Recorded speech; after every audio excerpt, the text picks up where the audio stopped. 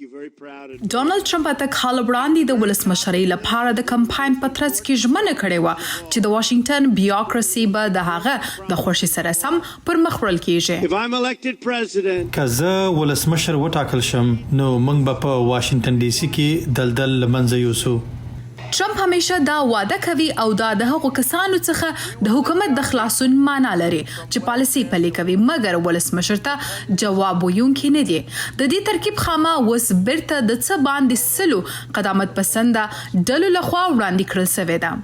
د 2025 پروژه چې د رائټ وینګ هریټیج بنسټ لخوا خپره شوې لارښوونه کوي چې څنګه کولای شي د سپینې ماڼۍ په رهبریت او په تصمیمونو مستقیما اغیزه ولري. د هریټیج بنسټ مشر کیوین رابرټس خبرداري ورکوي چې ممکن د دې پروژې د پلي کولو په جریان کې تاوتریخوالي رامنځته شي. موږ د دویم امریکایي انقلاب په بهیر کې یو، خو د وینې تویدنې مخه هلته نیول کېدای شي که د دې پروژې عملي کولو ته اجازه ورکړل شي. د دې حساسې تبصرې وروسته ټرمپ هڅه وکړه چې ځان د 2025 پروژې څخه جلا او لرې وشایي. هغه وروسته واضح کړه چې هغه د دې پروژې او د دې پروژې د لیکوالانو په اړه هیڅ معلومات نه لري او د دې پروژې له ډیری مادو او پلانونو سره هیڅ موافق نه دی.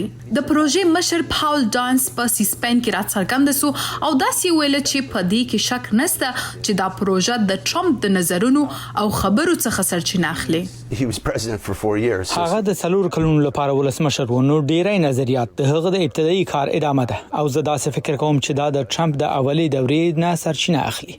ویوې د هریټیج فاونډیشن سره د مرکې غوښتنه کړې، خو هغوی د یو ایمیل لارې واضح کړل چې دا پروژه په هیڅ کاندید پورې اړه نه لري. د پروګرس پالیسي انسټیټیوټ مشر ویل مارشال په وینا د اساسي قانون د چک او بیلانس اساس د 2025 پروژې په واسطه له پامه غورځول کیږي. میډیسن او جیفرسن به په خپل قبرونو کې ډیر ناراحت شي کاغوی لدی خبر شي چې د امریکا راتلونکي ولسمشر ډیر واک په خپل ځان متمرکز کول غواړي او دولتي ادارې د چک او بیلانس څخه ګوښه ساتل غواړي، خصوصا که ولسمشر ډانالډ ټرمپ وي. نو دا د هیواد لپاره یو ډول خوب دی په داسې حال کې چې هغه په تیر وختونو کې ل خپل واک څخه ناوړه ګټه اخیستې ده. د ولسمشر جو بایډن ټاکنیز کمپاین 2025 پروژه د سخت انتقاد لاندې راوسته او په هم د غرض یو ویب پاڼه هم جوړ کړي ترڅو عام ولس هم په دې اړه خپل نیوکې او څرګندونې شریک کړي. منتقدین دې ته د فاشیست پلان وایي.